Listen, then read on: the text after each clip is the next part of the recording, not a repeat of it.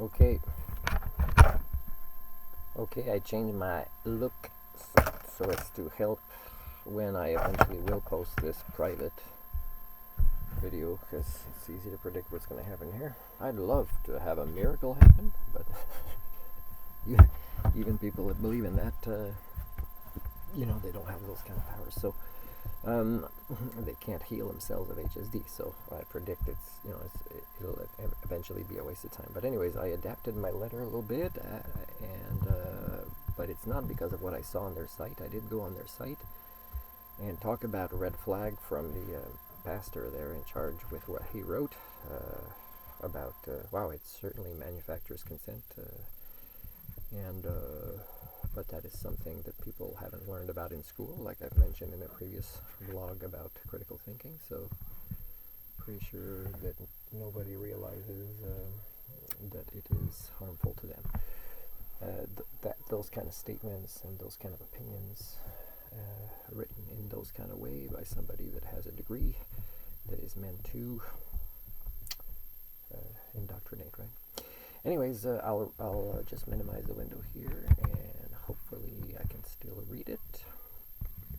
Maybe I'll just shrink the shape a little bit. I have my glasses. Is it still recording? Yes, it is. Give me a second.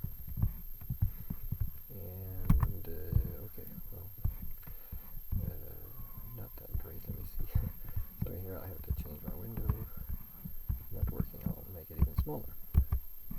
There we go. How's that going? All right. No, still too freaking.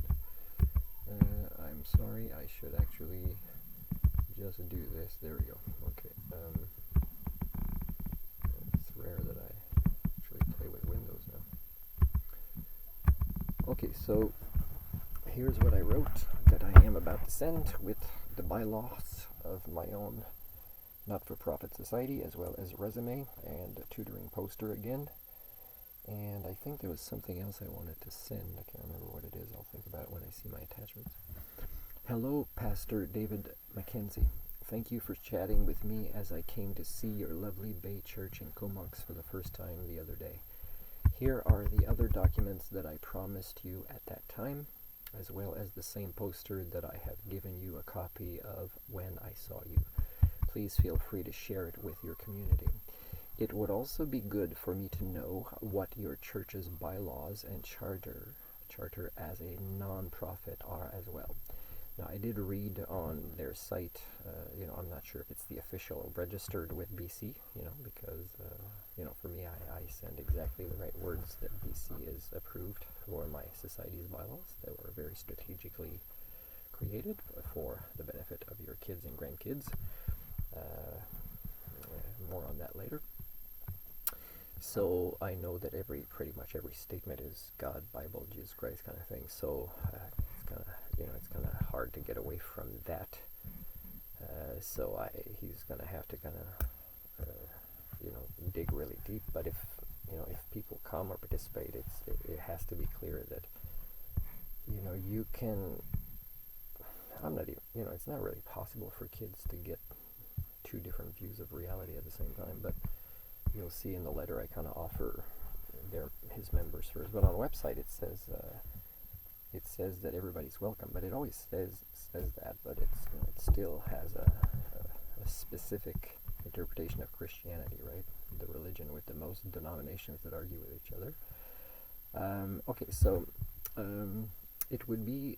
It would also be good for me to know what your church's bylaws and charter as a non-profit are as well, as this would help me prepare a comprehensive win-win scenario and explanations should your church's board seek to support my own community building and hope for the future philanthropic life skills project intended for 6 to 8 children that would be around 5-year-old and their parents through a mutually beneficial collaboration.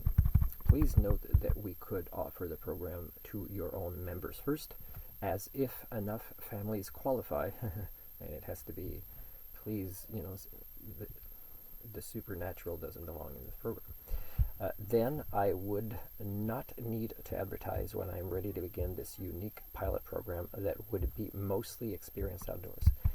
I must say that I forgot to tell you that one component that would be beneficial for your church's location is that the program will include interacting with gardens, be they flowers, vegetable, or fruits, so this would also be a chance for the heavenly beauty of your natural surroundings. Now, I don't mean to be religious here. I'm just saying that's paradise, and you're blocking me from it, and I didn't do anything wrong, kind of thing, right? And what I'm going to do is going to be right, but because you would stone Jesus, if he came back and didn't look exactly like your interpretation of what he would look like, or she, then, So again, I've experienced this in many countries and religious research, and I don't specifically want to do any more religious research, people, because I've outgrown that. I've matured since my 20s. These are not debates I'm interested in anymore. I'm pursuing bigger philosophical topics when I want to be in debates. So, these are kind of juvenile now for me, so I kind of, it's not something that I find satisfying. But I did say this to make the point that this is heaven, the property is heaven, and, I don't know why the kids wouldn't take my program there, even though I don't say that God made frog do that, or God made that animal, whether it's a snake or a bird, or it could even be somebody's cat or dog, accidentally kill that frog and traumatize the kids, right? So, it's not about that. It's about, okay, what did we observe? Oh, do you think that dog wanted to do that? He was just playing and he didn't know how fragile the frog was. Things like that could be, right? So, to actually put things like God works in mysterious ways is not part of my program. So, also be a chance for the heavenly beauty of your natural surroundings to experience. I think it's the right word. I just got to reread. So this would also be a chance for the heavenly beauty of your natural surroundings to experience our children's care and concern for the land. I would also welcome some volunteers from among your members who would certainly find great therapeutic joy and learning in spending time with us. Sincerely, Martin Parizeau. So I'm actually going to do 3 little tiny mistakes that I saw that aren't really changing the sentence, and then I'm going to send that. Okay, so thank you very much. This is me today, and I don't know why I saw that lady's butt crack when she was setting up the tent. It's like a plumber, and the kids are nice, and I might try to approach them at some point and see if I can tutor the kids, and again, I'm going to ask what I did at the other campground, but the guy didn't feel comfortable, but he loved what I did with the daughter. Is I said, can I videotape, and you can be right here, and this is to show my skill sets, because I don't use references anymore, or I don't have a chance to get references, but you'll see the results. And he did, and he was happy, and he went and got me a gift that was not something I was comfortable with, and then it all changed, right? And again, I told him, I said, it's important that you learn the things I'm doing so that you can keep it up at home. So again, parents who don't understand that their learning is required, like this program forces them to, right? But indirectly, and just part-time occasionally.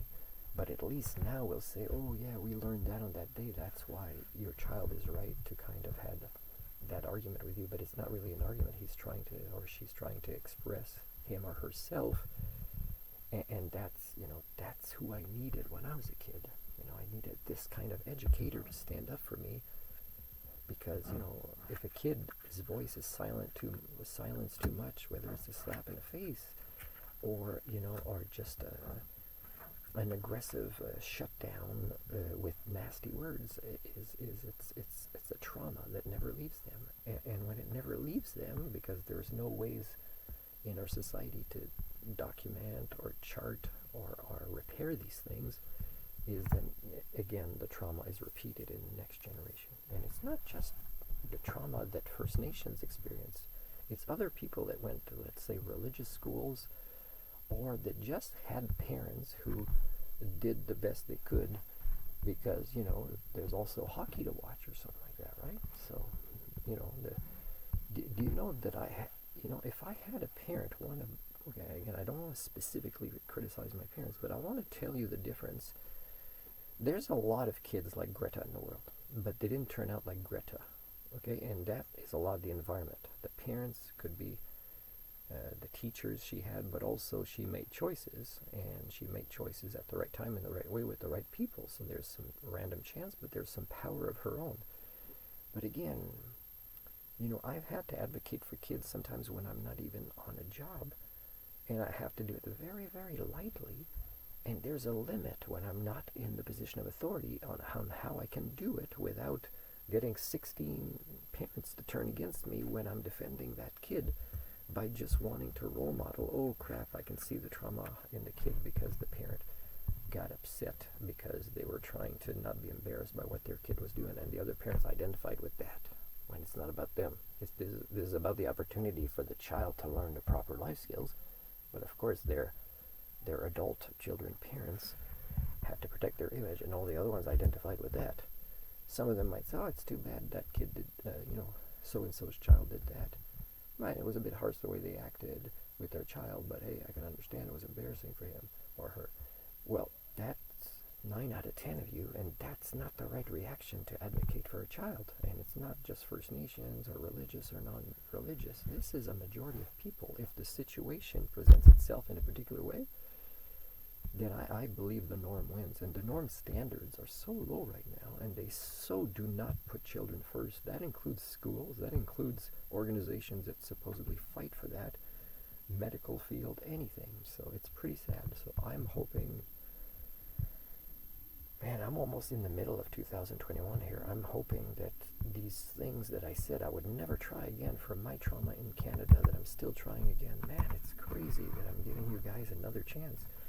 But what else am I to do until I formulate the rest of my long-term plan to retire in a place that will be other than Canada? And when I say retire, I don't mean large sums of money. I mean a place where I can relax and say, I've achieved things as a human being, 3 hopefully, that have never been achieved before. And there's no Nobel Prizes for this, and most people won't even let me explain what it is because it's so not what they think people should do or act like or achieve if they have sapience and sentience. But for me, it's naturally, I've been told again recently by somebody I respect that I'm intelligent, and I didn't respond to that part. One thing I would say is, I appreciate that's a compliment that for me has value, but if only you knew how much more you don't know, then your mind would be really blown.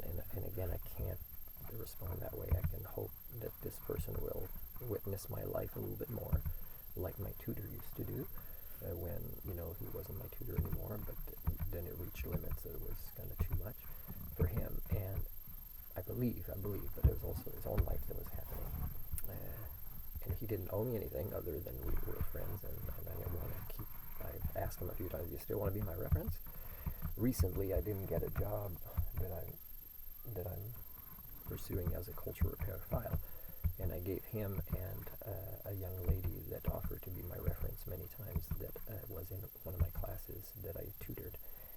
And I don't think it's them. I'm not even sure if they were called. I could find out if they were called. But when I didn't get the job, they didn't say anything about references. But if it was one of the references, I still don't believe that those two would be anybody that wouldn't have entirely positive things to say. Although when time passes, and I'm still kind of living my life as I believe falls under who I am and my definitions of sentience and sapience and the other labels that I've defined before, is it has to be like this, which of course is they might have said, okay, he's on a journey to learn, he's traveling, whatever, and then he'll come back and we'll identify with him because the way he'll live his life, it will be a little bit more like how we met him, which is a little bit more similar to us. No, it'll never get back to that, people. You have to understand that the more you guys don't advocate for your own kids and grandkids, the more I have to, because I'm still alive. I'm sorry, it's just what it is. Anyways, okay, that's a long one.